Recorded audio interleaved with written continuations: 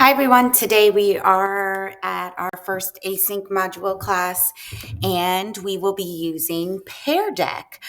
Pear Deck is a tool, a technology tool that you could use asynchronously or when face-to-face with your students. I like Pear Deck because if you are using Chromebooks in the classroom, it gives you that formative assessment that you are looking for to gauge and measure student learning goals. We'll talk more about total participation techniques later on in the semester, but throughout your lessons, you should be doing little tiny formative check-ins with your students to make sure that they are still following along with the lesson. You've seen me model this behavior through group work, when I have you guys get up and share out, when you guys respond to prompts and questions with me. So while we are asynchronously, we're going to be using Pear Deck to continue that formative assessment to ensure that what I am presenting to you is helping you process this information. Again, remember, we talked last class that teaching is an exchange. And so one of the ways that we exchange information is by delivering formative assessments in our lessons. Okay?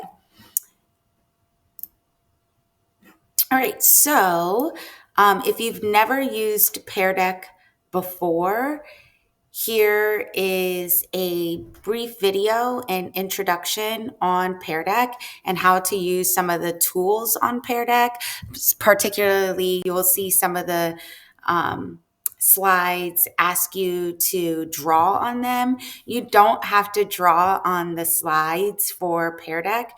You can actually use the text feature and add text to type in the information for your Pear Deck slides. So just note that this will give you a brief intro into how to use Pear Deck and type into Pear Deck. And yeah, it's pretty self-explanatory, but if you need any additional information, there are YouTube videos out there that you can look up to search on how to do this. One thing I forgot to mention in the introduction is that I am going to be talking through these slides. However, if you want to go at your own pace and you want to not listen to the recording, feel free to just go through and take notes as you see fit on the slide.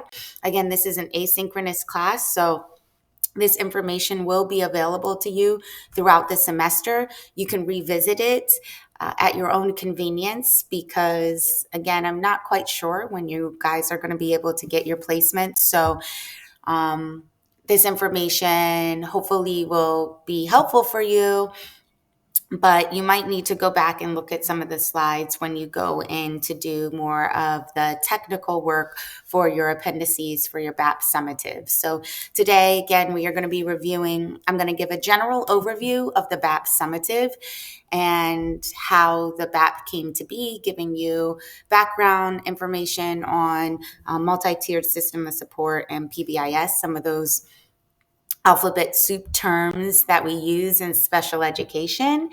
And then I will go through the summative as a whole. Your following async classes will all be geared toward each appendices that you have due, specifically walking you through what I'm looking for that and how to use the protocols for those assignments. Okay.